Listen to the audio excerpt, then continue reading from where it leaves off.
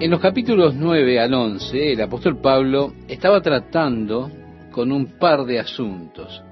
Uno de ellos era la soberanía de Dios. Pero es la soberanía de Dios poniendo a un lado la nación de Israel como el objetivo primario de Dios. Usted podrá decir para trabajar y comenzar a derramar su espíritu y hacer su obra entre los gentiles. Y porque Pablo es un judío de verdad, su corazón, su oración por Israel era que pudieran ser salvos. Con todo, él también puede ver en las Escrituras todas esas profecías que Dios dejó acerca de que él se movería entre los gentiles. Así que en una porción más adelante de este capítulo, él da algunas de estas profecías acerca de cómo Dios sería hallado por los que no le buscaban. Dios habría de manifestarse a los gentiles, pero acerca de los judíos dice: todo el día extendí mis manos a un pueblo rebelde y contradictor. Es así que el capítulo 11 resulta ahora verdaderamente la continuación del capítulo 10, y las divisiones en capítulos no forman parte de los escritos originales, fueron colocados así por hombres tratando de ayudarnos a tener referencias en las Escrituras, es decir, referenciando los pasajes. En ocasiones tenemos la tendencia simplemente de leer el capítulo e irnos y luego comenzamos un capítulo nuevo y usted no continúa en el mismo pensamiento como si no hubiese capítulo o distinciones de versículos. Usted recuerda entonces que los originales no estaban divididos, sino que era una carta continua. Capítulos y versículos fueron colocados por hombres solamente con el propósito de ayudar a tener referencias de los pasajes. Así que Dios ha dicho que Él habría de manifestarse a Él mismo a los gentiles. Él extendió su mano todo el día a un pueblo rebelde y contradictor. Comienza este capítulo 11 diciéndonos: digo pues, ¿ha desechado Dios a su pueblo? En ninguna manera. Es muy triste que una rama de teólogos declaran que Dios ha expulsado definitivamente a su pueblo. Ellos se esfuerzan tratando de espiritualizar a Israel, haciéndolo aplicar a la iglesia. Y esas profecías que se refieren a Israel, ellos buscan trasladarlas a la iglesia. Como consecuencia, dejan toda la imagen profética en una situación realmente confusa.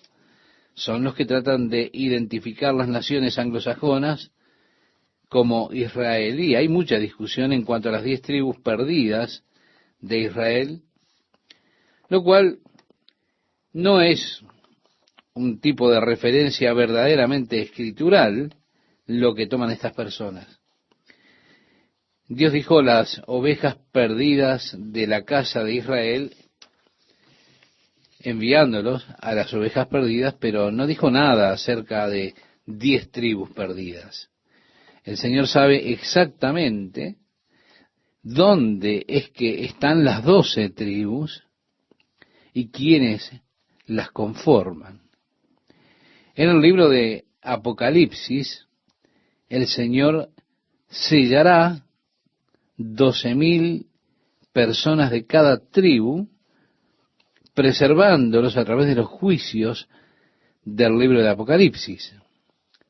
Ahora, nuevamente, para tratar de hacer la iglesia Israel, o que Israel sea la iglesia, o hacer la raza anglosajona como Israel, vemos allí entonces que eso es antiescritural, no es válido en absoluto.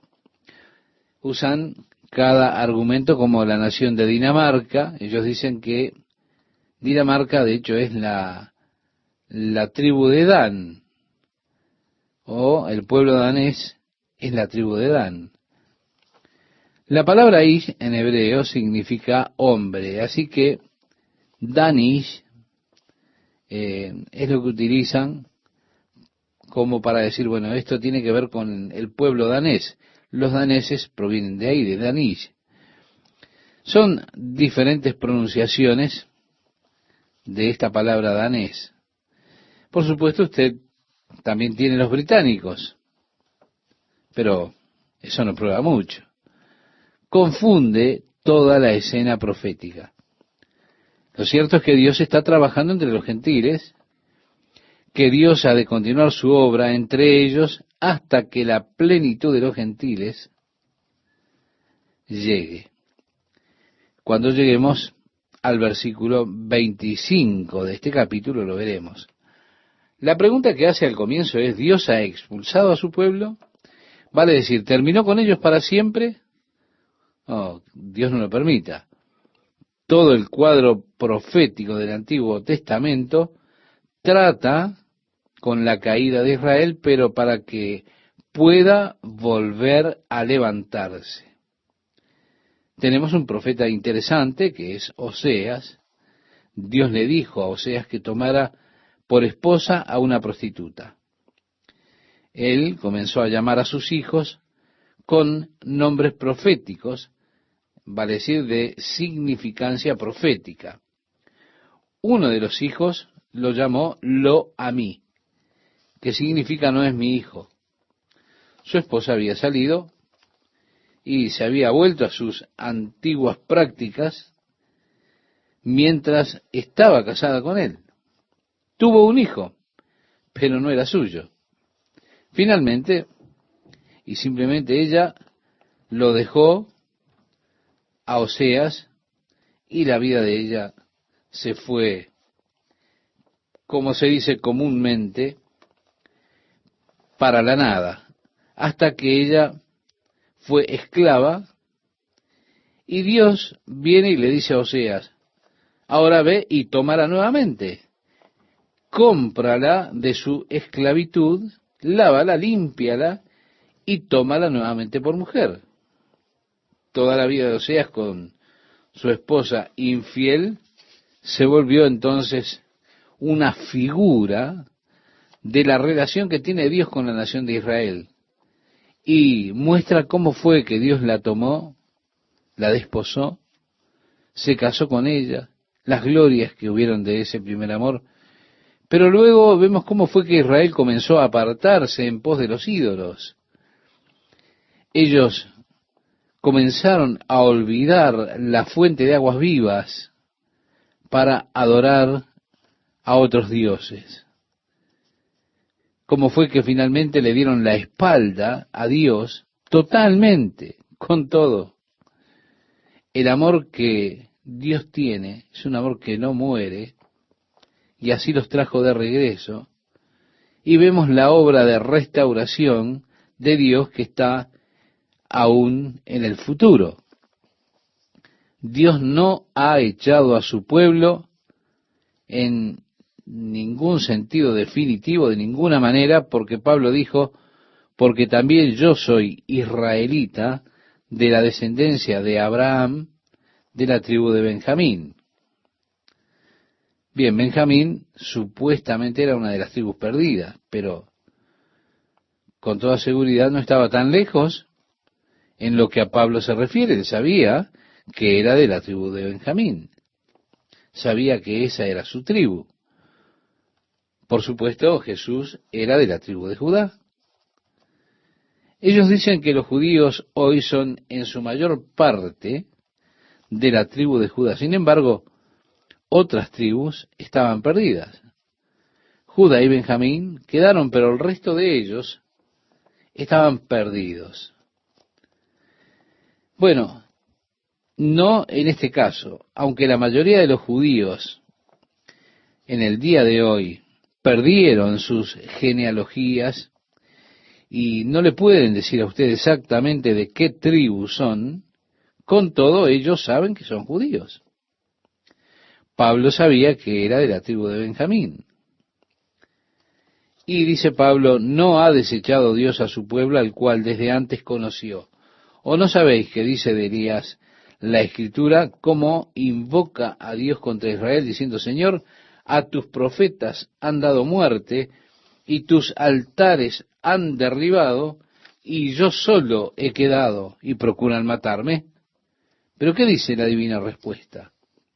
Me he reservado 7,000 hombres que no han doblado la rodilla delante de Baal. Elías experimentó una de las victorias más grandes en su carrera como profeta, desafiando a los profetas de Baal allá en el Monte Carmelo, cuando construyeron los altares. Entonces decía, oremos a sus dioses, los 400 sacerdotes de Baal, y él podía decir, bueno, ustedes pueden orar a ellos, y yo oraré al Dios viviente, el Dios que responda por el fuego, que Él sea el Dios. Como sabemos, los sacerdotes de Baal oraron y no sucedió nada, pero Elías oró, y Dios envió fuego y consumió la ofrenda, el altar y todo lo demás. Fue entonces que Elías tomó a los sacerdotes de Baal, en ese momento de victoria, en el arroyo de Quillón, y los mató. Mató 400 de ellos, los profetas y los sacerdotes de Baal. Al día siguiente, cuando Jezabel, que era la esposa del rey malvado, encontró lo que había hecho Elías, ella dijo, Dios, hazme a mí así si no tengo la cabeza de este hombre. Y Elías tuvo miedo y huyó de Jezabel. Es tan típico como en los tiempos de gran prueba que tenemos que vivir, y con frecuencia son tiempos de gran victoria. Por lo tanto, Elías tuvo una victoria tremenda, pero ahora él está en la tierra y está huyendo de esa reina. Él no temió enfrentar a 400 profetas y sacerdotes de Baal, pero ahora está una mujer muy enojada. Y él se fue corriendo hacia el área del monte Sinaí y allí se escondió en una cueva. Y cuando está allí a la entrada de la cueva, el Señor dijo, Elías, ¿qué estás haciendo? Elías respondió, he sido celoso de Dios. Ellos todos se han apartado de ti y he quedado yo solo y me buscan para matarme. Dios, en otras palabras, le estaba diciendo, Dios, soy lo último que te queda y ellos buscan mi cabeza. Pero sabemos que Dios le respondió a Elías, tengo 7,000 que no se han inclinado ante Baal. Había un remanente fiel que había quedado allí. Dios sabía quiénes eran. Dios les había numerado. Como habrá de señalar Pablo, Dios siempre tiene su remanente fiel. Esos creyentes entre el pueblo judío, esas personas especiales, súper especiales entre el pueblo judío, que reconocieron la verdadera obra de Dios y están caminando con Dios en comunión con Él. Con Dios siempre ha existido un número especial, un remanente que le adora, que le sirve, y que no se han vuelto a Baal. Más aún, Pablo dijo, el verso 5, así también aún en este tiempo ha quedado un remanente escogido por gracia. Sí, estaban aquellos en los días de Pablo, en la iglesia primitiva, que era una iglesia judía al principio. Habían algunos problemas cuando se pensaban que ellos podían introducir a los gentiles en la iglesia. Claro, era la primera vez. La iglesia era estrictamente judía, pero entre los judíos había muchos creyentes. Era ese remanente fiel de Dios que ahora son, conforme a la elección de la gracia, son integrantes de la iglesia. El verso 6 dice, y si por gracia, ya no es por obra. De otra manera, la gracia ya no es gracia. Y si por obras, ya no es gracia. De otra manera, la obra ya no es obra. En otras palabras, estaba diciendo que gracia y obra se excluyen la una a la otra mutuamente. Si yo estoy esperando que Dios me acepte por su gracia, entonces no hay obra que yo pueda hacer para presentarme acepto delante de Dios. Ahora, si estoy buscando ser aceptable por mis obras, entonces la gracia no tiene nada que ver con mi vida, porque se excluyen la una a la otra mutuamente. Con todo, estamos tratando de hacer una combinación de ambas. Es decir, somos salvos por fe, pero usted sabe, no, déjeme a mí hacer mis obras. Ahora, si la salvación es por gracia, entonces no puede ser por obras.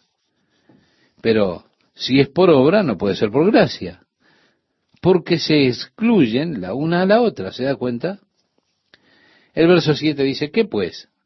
Lo que buscaba Israel no lo ha alcanzado, pero los escogidos sí lo han alcanzado, y los demás fueron endurecidos.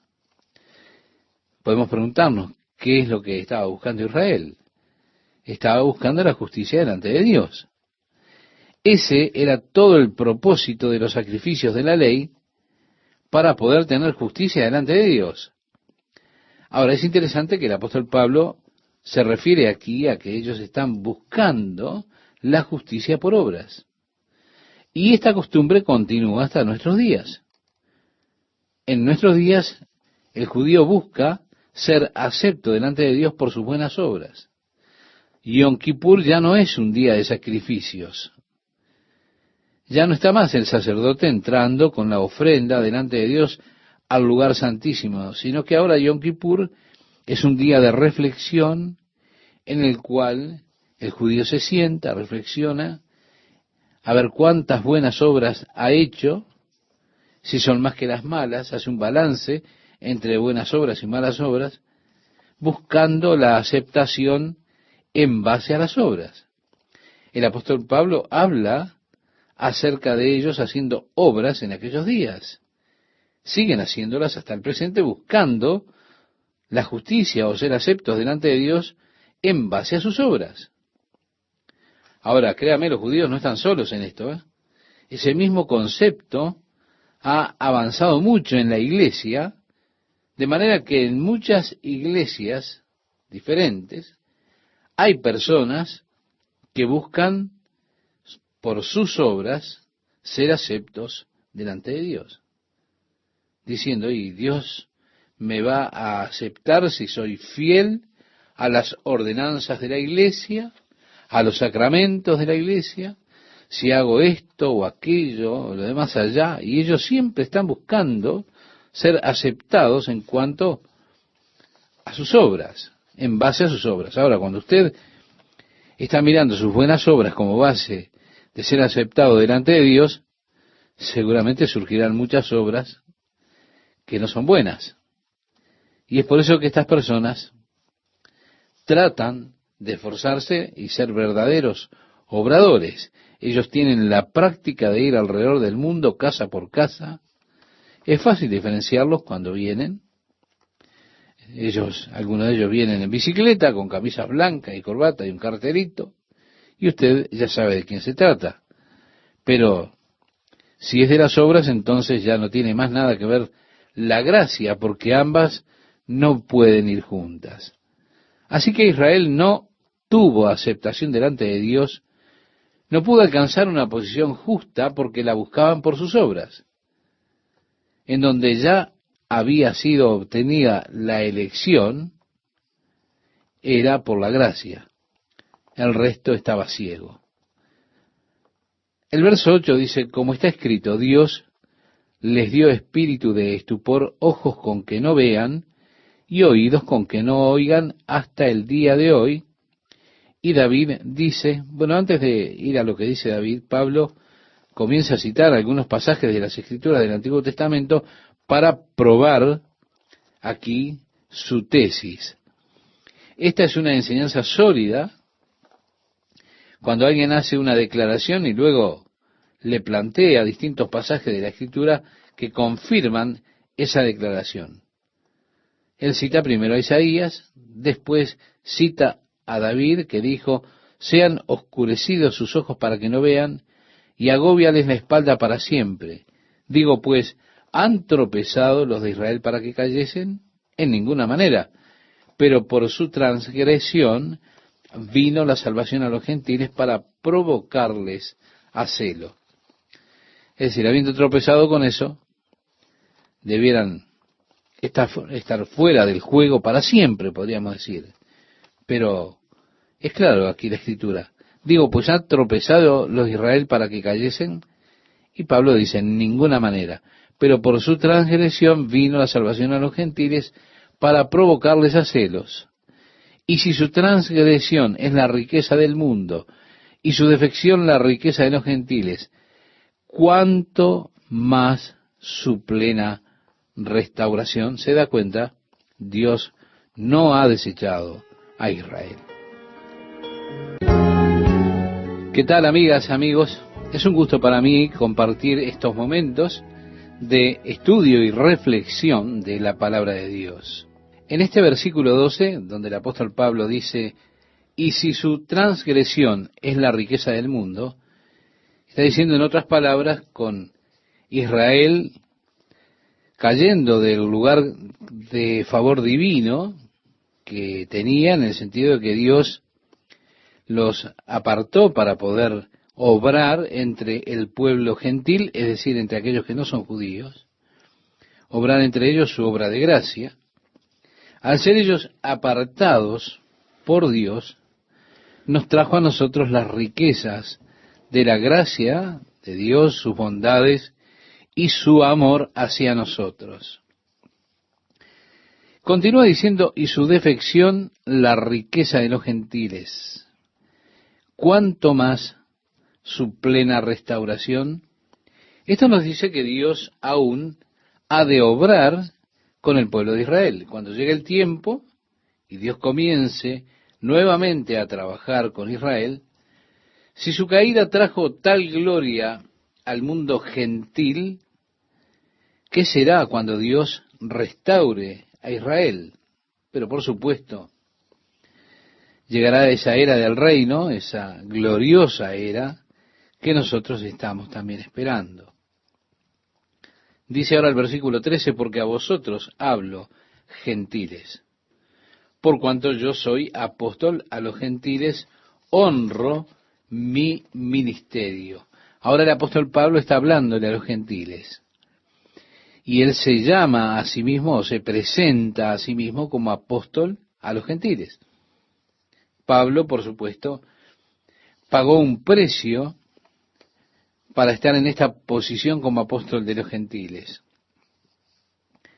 Él tuvo que tomar o asumir toda clase de tonterías que hacían las personas, especialmente por parte de los judíos. Ellos lo consideraban un traidor porque él les estaba diciendo a los gentiles que no necesitaban obedecer la ley de Moisés para ser aceptados por Dios, que todo lo que tenían que hacer era creer en Jesucristo. Les decía a los gentiles que no había que ofrecer sacrificios en el templo para ser salvos, que todo lo que tenían que hacer era simplemente creer en Jesucristo. Y por supuesto, esto trajo un gran conflicto entre aquellos judíos que buscaban la justicia mediante la ley de Moisés. En definitiva, Pablo era una amenaza para ellos. Así como la declaración de que una persona podía ser salva por medio de la fe en Jesucristo, solamente en el día de hoy podemos mirar que es una amenaza aún para muchas iglesias, muchos sistemas de iglesias, hacer esta declaración. Mire, yo tengo un amigo que estaba en la iglesia anglicana en Canadá. Él era decano en una de las catedrales allí, y ese hombre nació de nuevo. Realmente conoció a Cristo, se volvió al Señor. Él comenzó a tener reuniones de oración con los obispos. En esas reuniones de oración las personas realmente comenzaron a experimentar el poder de Dios en sus vidas. La iglesia era una iglesia muy liberal y, digamos, eso está bastante bien si las cosas están bien. ¿Se da cuenta? Porque es más poder para uno cuando hay una actitud que es así tolerante con aquellas cosas que se pueden tolerar. Pero él comenzó entonces a enseñarle a las personas allí que tenían que nacer de nuevo. ¿Y sabe lo que ocurrió? Él fue expulsado porque eso era contrario a la creencia básica de esa iglesia que decía que usted nacía de nuevo cuando era bautizado de niño. Luego, más adelante, cuando tenía la confirmación, usted lo que hacía simplemente era confirmar su salvación que había tenido en el bautismo cuando era un bebé. Ellos confiaban en sus obras, confiaban en el bautismo infantil, en la confirmación, en lugar de tener solamente la salvación por la fe en Jesús. El apóstol Pablo aquí está presentando de manera especial su posición como apóstol, porque él buscaba, como dice el verso 14, provocar a celos a los de mi sangre y hacer salvos a algunos de ellos. Es que realmente los judíos estaban en el corazón de Pablo. Él dijo, la oración de mi corazón y deseo por Israel es que ellos se salven.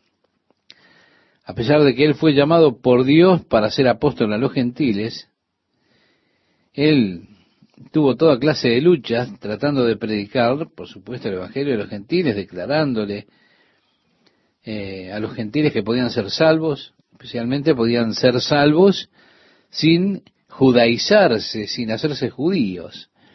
Podían ser salvos solamente por creer en Jesucristo. Ellos no tenían que hacerse prosélitos, es decir, volverse judíos. Y esto delante de los demás judíos a Pablo lo volvió un hereje. Es por esa razón que ellos intentaron matarlo cuando él fue a Jerusalén. Aún así, el deseo de Pablo, su oración por el pueblo de Israel, por su nación, era para que fuesen salvos. Pablo continúa diciendo, porque si su exclusión es la reconciliación del mundo, Dios reconcilió al mundo, estimado oyente, con él mismo por medio de Jesucristo. No solo al pueblo judío, sino a todo el mundo. Entonces dice, porque si su exclusión es la reconciliación del mundo, ¿qué será su admisión sino vida de entre los muertos? Vemos, está nuevamente tratando aquí con este contraste, desde el menor al mayor, si su alejamiento trajo tal reconciliación del mundo con Dios, el mundo gentil, entonces, ¿qué será cuando Dios reciba nuevamente al pueblo de Israel, su favor divino sea con ellos y su gracia sobre ellos? El verso 16 dice, si las primicias son santas, también lo es la masa restante. Y si la raíz es santa, también lo son las ramas. Él está hablando, por supuesto, del primer fruto, Abraham, de los patriarcas, los padres, la raíz de la cual viene este pueblo de Israel. Luego agrega, pues si algunas de las ramas fueron desgajadas, y tú siendo olivo silvestre, has sido injertado en lugar de ellas, y has sido hecho participante de la raíz y de la rica savia del olivo, no te jactes contra las ramas, y si te jactas, sabe que no sustentas tú a la raíz, sino la raíz a ti. Pues las ramas, dirás, fueron desgajadas para que yo fuese injertado. Bien, por su incredulidad fueron desgajadas, pero tú por la fe estás en pie. No te ensoberbezcas, sino teme. Ha existido a lo largo de la historia de la Iglesia una relación muy triste entre la Iglesia y los judíos. Sí, tristemente, reitero, la Iglesia fue responsable de mucha de la persecución de los judíos en nuestros días aún. Y creo que eso es realmente trágico. Durante años, la Iglesia Católica encabezó la persecución a los judíos. Fue algo que cuando Martín Lutero se alejó de la Iglesia Católica, él llevó consigo ese antisemitismo. Y Martín Lutero también alentó la persecución a los judíos. Esto nos lleva, por supuesto, al protestantismo. Hay muchos pastores protestantes en el día de hoy, escuche, en el día de hoy, pastores protestantes que son antisemitas. Yo recibo mails llenos de odio de parte de ellos por mi conocida posición a favor de Israel, de apoyo a los judíos. Es decir, hay quienes se jactan a sí mismos contra las ramas naturales. Dios los ha apartado, Dios ha terminado con ellos, dicen estas personas. Nosotros somos ahora el pueblo de Dios. Pero Dios dice, espera un momento, tú eres un olivo silvestre, fuiste injertado en el árbol, contra naturaleza, ellos fueron quebrados por su incredulidad. Tú permaneces por fe, así que no te jactes. Y yo creo que, como Pablo, nuestros corazones y deseos y oraciones por Israel son para que ellos se salven.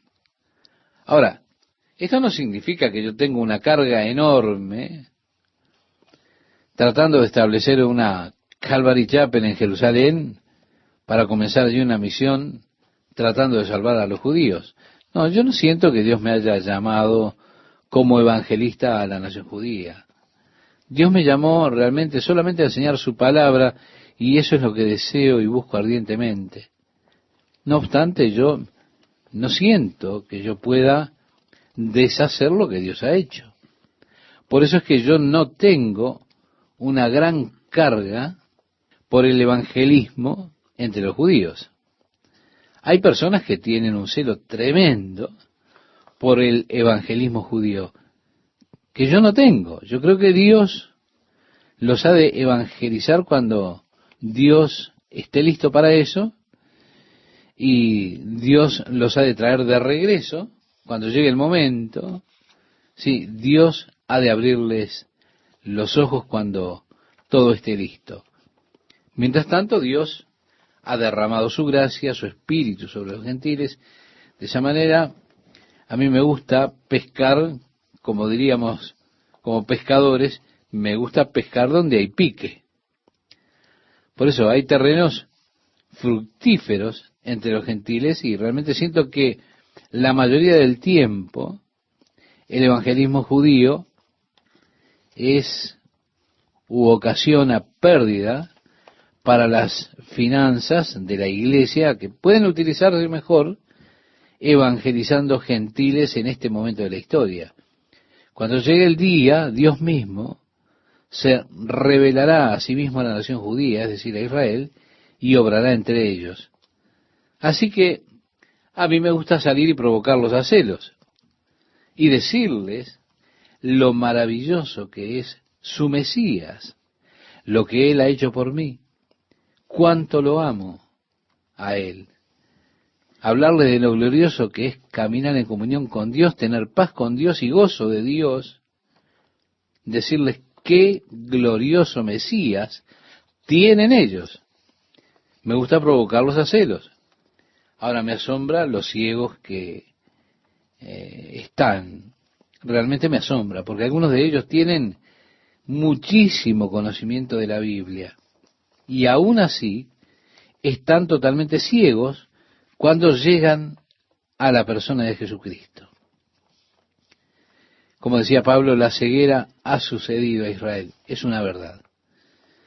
Hace unos años estaba hablando en un congreso internacional en Jerusalén, compartiendo la plataforma con el primer ministro de ese momento, y yo recibí algunos mails llenos de odio de parte de algunos rabinos del área de Meoyarem en Jerusalén, rabinos que son ultra ortodoxos, que me reprendían por intentar apoyar a la nación de Israel con el entendimiento del cristianismo, porque el propósito de esa reunión era tener entendimiento entre los judíos y los cristianos evangélicos.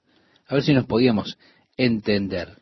Y estos rabinos radicales me escribieron aquellas cartas reprendiéndome y diciéndome que yo no tenía nada que hacer allí. ¿Se da cuenta? Israel no tiene derecho siquiera a existir como una nación, porque para ellos el Mesías aún no ha venido. Ellos todavía no tienen su templo. Ellos mismos están totalmente opuestos a la nación de Israel, pero ellos viven allí y me escribieron esas cartas. Yo había estado hablando con unos guías por mucho tiempo dándoles testimonio y yo les dije, vengan, quiero mostrarles algo. Ellos estaban muy felices y decían, es tan bueno que usted esté aquí, es maravilloso, y cosas por el estilo. Yo les dije, miren lo que me enviaron algunos rabinos, y les di esas cartas odiosas para que las leyeran. Ellos las leyeron y dijeron, esto es basura. Estos hombres son solo un grupo de fanáticos religiosos, no saben de lo que hablan, solamente son fanáticos religiosos. Entonces yo les dije, pero ellos son rabinos. Y me dijeron, oh sí, pero son fanáticos religiosos. Entonces les respondí, ¿quiere decir que un rabino puede ser un fanático religioso? Y me dijeron, oh sí, sí. Entonces yo dije, ustedes se han puesto a pensar que probablemente esa misma clase de rabinos fueron los que rechazaron a Jesús como Mesías porque él no cumplía con sus patrones. Un grupo de radicales, y aún así, el día de hoy, ustedes están siguiendo a esos radicales. Se quedaron sin nada para decirme. Bueno, yo me guardé mi pequeño testimonio que di delante de ellos. Pero ellos fueron quebrados por su incredulidad y nosotros permanecemos por la fe en Jesús. El versículo 21 dice, porque si Dios no perdonó a las ramas naturales, a ti tampoco te perdonará. En el capítulo 15 del Evangelio de Juan decía Jesús, yo soy la vid verdadera y mi Padre es el labrador. Todo pámpano que en mí no lleva fruto lo quitará, y todo aquel que lleva fruto lo limpiará para que lleve más fruto. Ya vosotros estáis limpios por la palabra que os he hablado. Permaneced en mí y yo en vosotros. Como el pámpano no puede llevar fruto por sí mismo si no permanece en la vid, así tampoco vosotros si no permanecéis en mí. Yo soy la vid, vosotros los pámpanos. El que permanece en mí y yo en él, éste lleva mucho fruto, porque separados de mí nada podéis hacer. ¿Sí? Permaneced en mí. Vemos el énfasis en permanecer. Nosotros somos ramas y hemos sido injertados contra naturaleza en el buen olivo. Y estamos recibiendo las bendiciones de Dios, las bendiciones de las promesas que Dios le hizo a Abraham, a David. Hemos recibido el beneficio de ellos cuando recibimos por la fe a Jesucristo. Fuimos hechos partícipes de las riquezas, de la totalidad del amor de Dios, la gracia de Dios que prometió a Abraham, a Isaac, a Jacob, a David. Ahora nosotros permanecemos solamente por la fe y somos alentados nuevamente a permanecer de esa manera. Y dice, porque si Dios no perdonó a las ramas naturales, a ti tampoco te perdonará. Mira pues la bondad y la severidad de Dios, la severidad ciertamente para con los que cayeron. Sí, fue muy severo Dios para los que cayeron de Israel, que cayeron del lugar del favor y las bendiciones de Dios. Y agrega, pero la bondad para contigo si permaneces en esa bondad, pues de otra manera tú también serás cortado. Y aun ellos, si no permanecieren en incredulidad, serán injertados, pues poderoso es Dios para volverlos a injertar.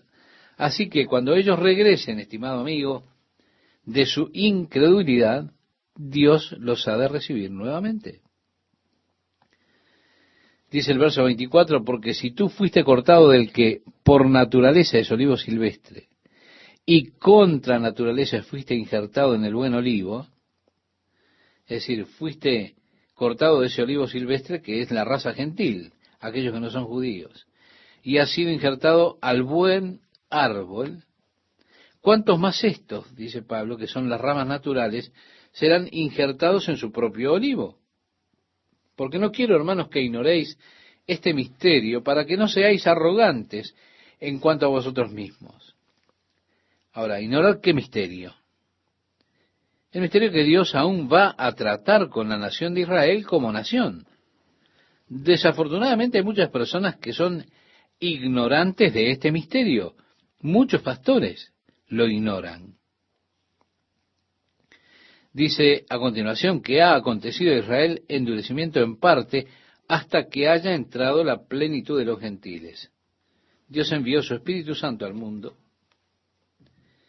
Allí, por las carreteras, los caminos, forzando a los hombres a venir a la gran cena. ¿Cómo narraba, si usted recuerda, Jesús en la parábola? ¿Recuerda al rey? ¿Cómo había preparado una gran cena? Y le dijo a los siervos, vayan a los invitados e invítenlos a que vengan a comer. Los siervos regresaron diciendo, ellos dijeron que no podían venir, y dieron las diferentes excusas. Y fue por eso que el rey dijo, entonces, salgan a los caminos, inviten a los hombres a venir a mi casa. Los invitados rechazaron la invitación. Por eso, esa invitación vino para nosotros, los gentiles. La ceguera le sucedió en parte a Israel, no a todo Israel. Aún hay un remanente que cree, pero una parte de Israel hasta que haya entrado la plenitud de los gentiles. Yo creo que Dios sabe exactamente cuántos gentiles vendrán a participar de la boda. Creo que Dios sabe el número exacto, porque Él es un Dios omnisciente, que todo lo sabe. Así que tiene que saber el número exacto, porque eso significa tener omnisciencia, todo conocimiento, que Él lo sabe todo. Y yo creo totalmente que Dios conoce y tiene el número específico de gentiles que han de creer para ser parte, formar parte del reino de Dios. Ese número que se refiere a la plenitud de los gentiles. ¿Qué tal, amigas, amigos? ¿Cómo están? Mi oración a Dios es que estos estudios sirvan para su crecimiento espiritual y para que usted tenga una mayor comunión con Dios. El apóstol Pablo aquí está presentando de manera especial su posición como apóstol, mientras buscaba, como dice el versículo 14, provocar a celos a los de mi sangre y hacer salvos a algunos de ellos. Es que realmente los judíos, el pueblo de Israel, estaba en el corazón de Pablo. Pablo decía, la oración de mi corazón y deseo por Israel es que ellos se salven. A pesar de que él fue llamado por Dios para ser apóstol a los gentiles, él luchó mucho predicando el evangelio a los gentiles, declarándole a los gentiles que podían ser salvos, especialmente sin hacerse judíos. Ellos podían ser salvos tan solo por creer en Jesucristo. No tenían que hacerse prosélitos, no tenían que volverse judíos. Bueno, el hecho de expresar estas cosas transformó a Pablo delante del pueblo judío en un hereje, y por esa razón intentaron matarlo cuando él vino a Jerusalén. Aún así, continuaba en el corazón de Pablo ese deseo y la oración de Pablo para que Israel fuese salvo. Ahora él continúa diciendo, porque si su exclusión es la reconciliación del mundo, ¿qué será su admisión sino vida de entre los muertos? Amigo oyente, Dios reconcilió al mundo con Él mismo por medio de Jesucristo. No solo al pueblo judío, sino a todo el mundo.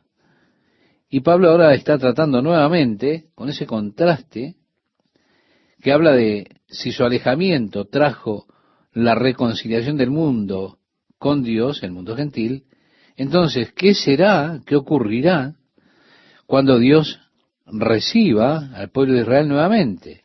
Cuando extienda su favor divino y su gracia sobre ellos.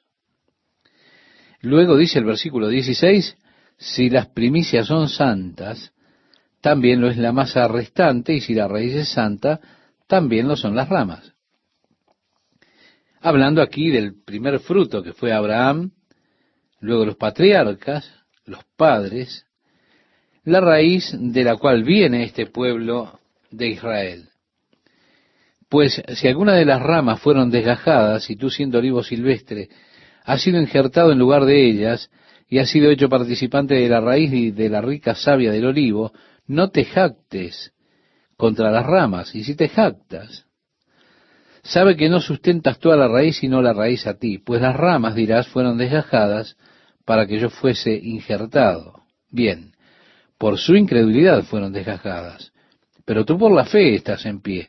No te ensoberbezcas, sino teme, porque si Dios no perdonó a las ramas naturales, a ti tampoco te perdonará.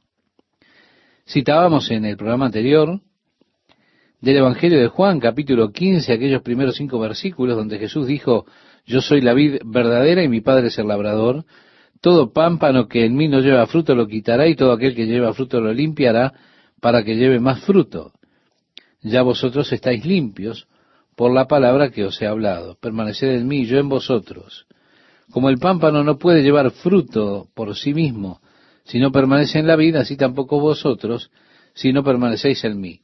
Yo soy la vid, vosotros los pámpanos. El que permanece en mí y yo en él, éste lleva mucho fruto, porque separados de mí, nada podéis hacer. Sí, permaneced en mí, poniendo el énfasis en permanecer. Nosotros somos ramas injertadas contra naturaleza. Y de esa forma recibimos las bendiciones de Dios, las promesas que Dios le hizo a Abraham. Hemos recibido el beneficio de ellos cuando recibimos a Jesucristo como nuestro Salvador, y somos entonces participantes de las riquezas y la totalidad del amor de Dios y la gracia que Él le prometió a Abraham, Isaac, Jacob y a David.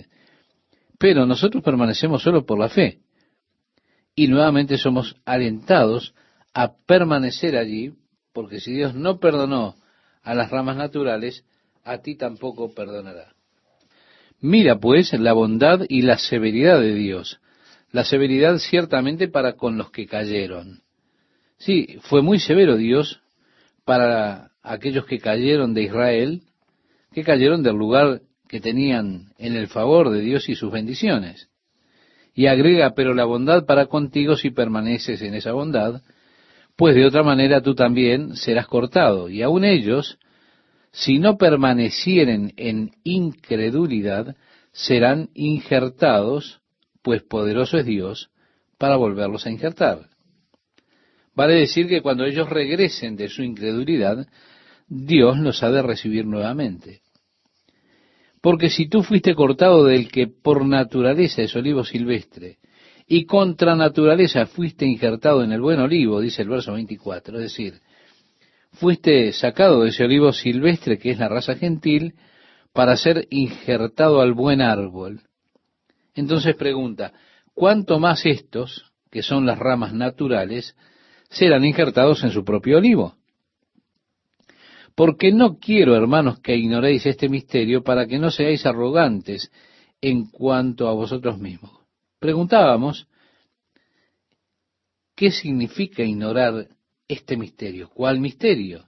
El misterio trata con que Dios aún ha de tratar nuevamente con la nación de Israel como nación. Desafortunadamente hay muchas personas que ignoran este misterio. Tristemente muchos pastores son ignorantes de este misterio. Dice el verso 25 que ha acontecido a Israel endurecimiento en parte hasta que haya entrado la plenitud de los gentiles. Dios envió su espíritu al mundo, a los caminos, a las carreteras, para forzar a los hombres o a invitarlos a que vengan a la gran cena. cómo Jesús narró aquella parábola.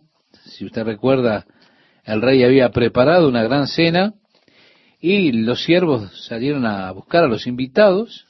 El rey les dijo, vayan a los invitados y díganles que vengan a comer. Bueno, los invitados rechazaron esa invitación.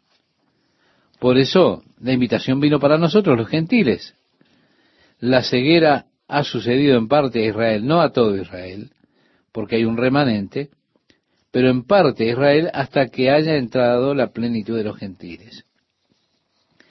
Y como concluíamos el programa anterior, yo creo que Dios conoce el número específico de gentiles que han de creer y que tendrán parte en el reino de Dios.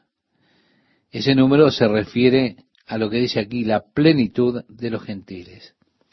En el Evangelio de Lucas, en el capítulo 21, hay otra frase que habla del tiempo de los gentiles. Es un poco diferente, pero creo que el tiempo de los gentiles, técnicamente, terminó en 1967, porque Jerusalén sería hollada de los gentiles hasta que el tiempo de los gentiles se cumpliera. Ahora, desde 1967 hasta ahora estamos viviendo en un breve período de una era de gracia entre el tiempo del cumplimiento de los gentiles hasta que la plenitud de los gentiles haya llegado. No todos los gentiles que fueron salvos hasta 1967. Muchos de ustedes no eran salvos a esa fecha. Y Dios esperó por ustedes, ¿verdad? Pero en algún lugar de la tierra, en el día de hoy, hay alguna persona a quien Dios conoce que será el último de los gentiles que formará parte de ese reino glorioso y eterno de Dios.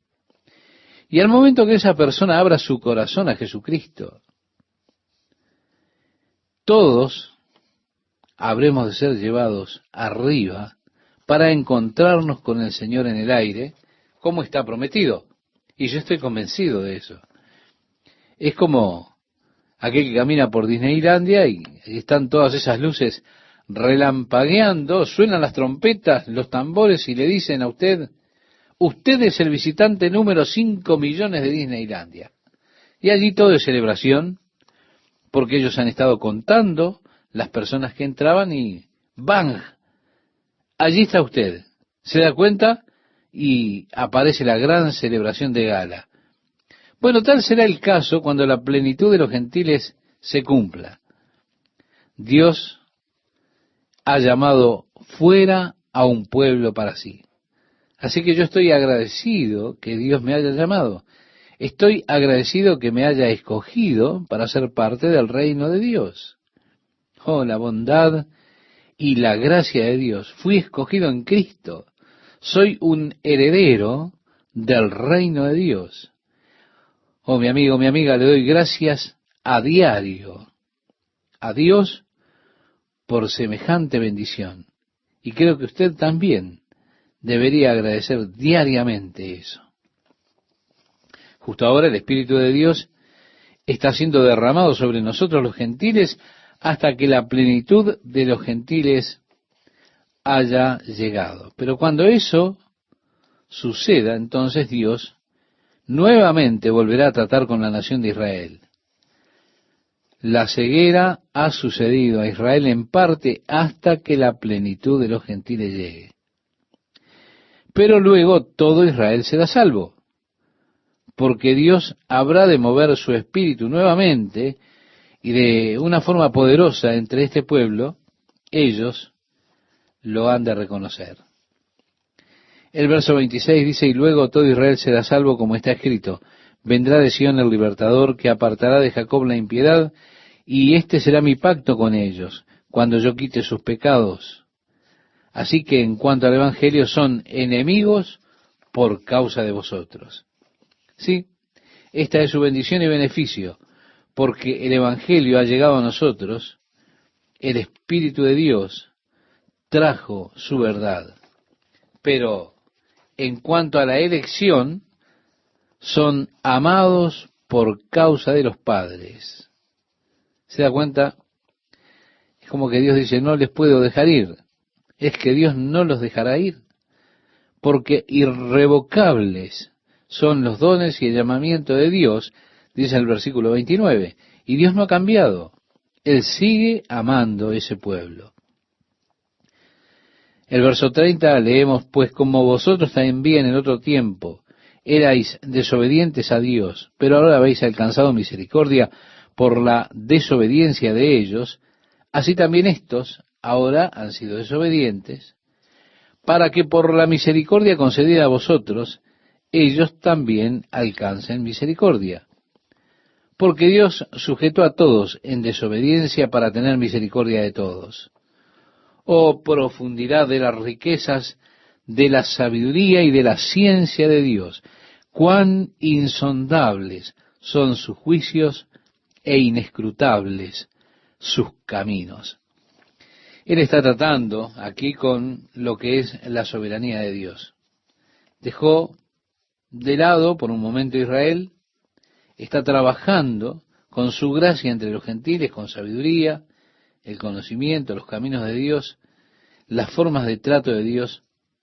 Y ahora viene esta pregunta, ¿quién entendió la mente del Señor? ¿O quién fue su consejero? ¿O quién le dio a él primero para que le fuese recompensado? Porque de Él, y por Él, y para Él, son todas las cosas. A Él sea la gloria por los siglos. Amén. Entonces, sigue diciendo, así que, hermanos, os ruego por las misericordias de Dios. Mi amigo, mi amiga, Dios le ha injertado a usted allí. Usted toma parte de la plenitud de ese buen árbol.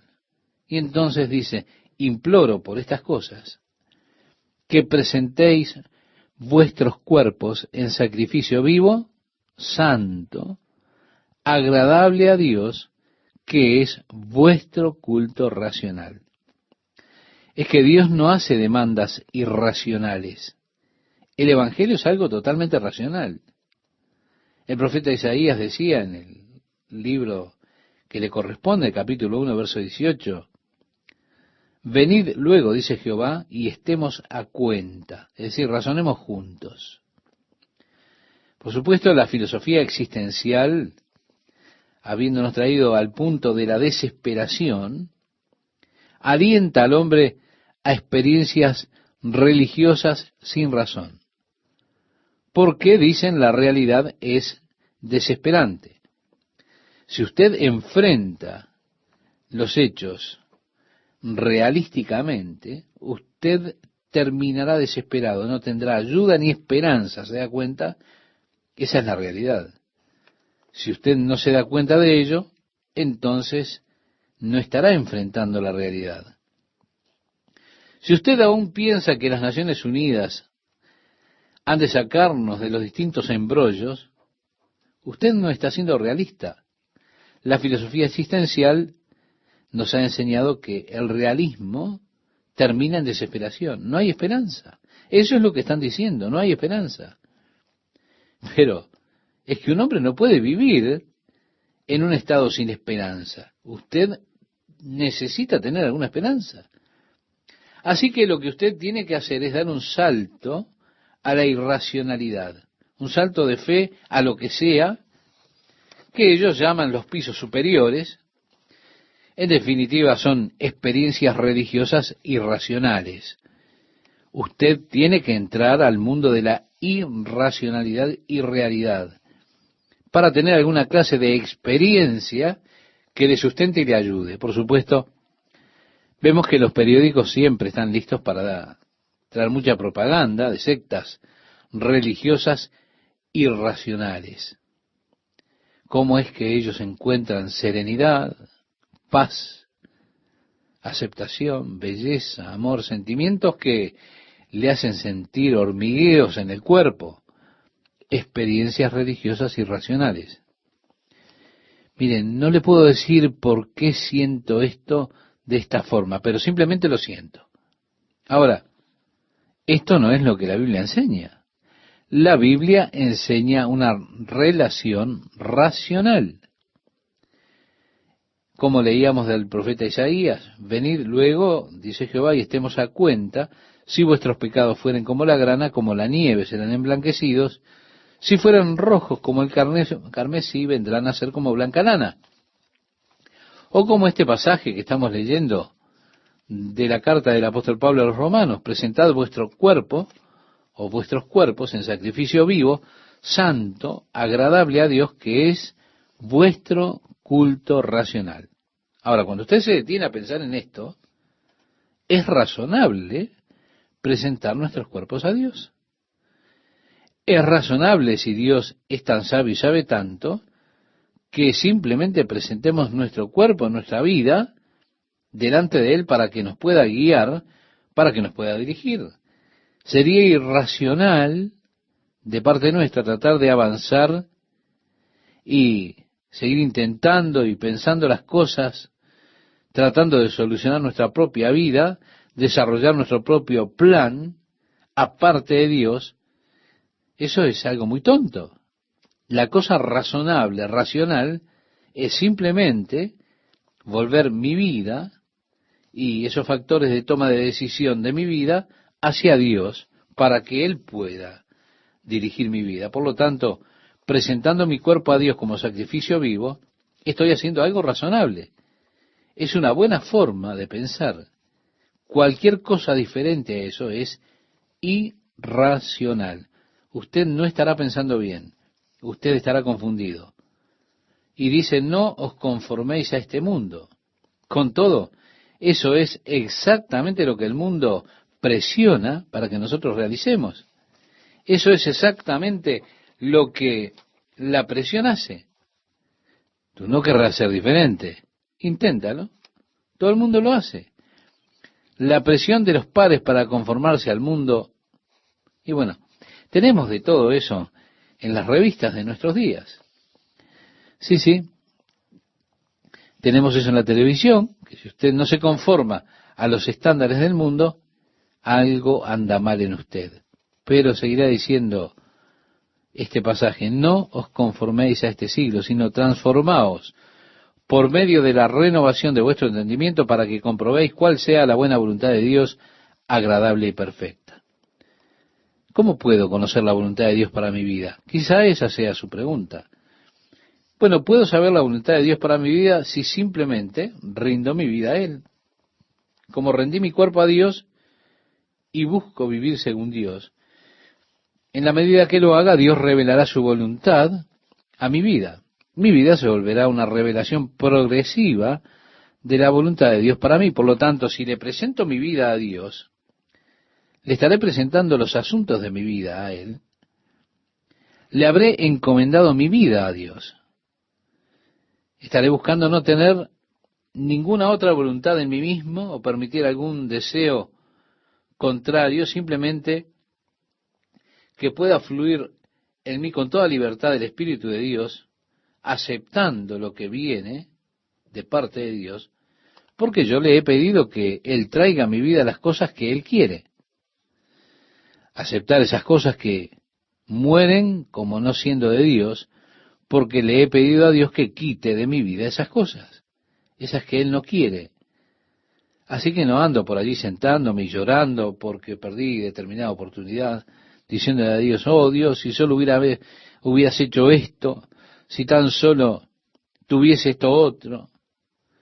Si Dios quería que lo tuviera, Él me hubiese conducido a eso. Si Él hubiese querido que lo tenga, lo hubiese tenido.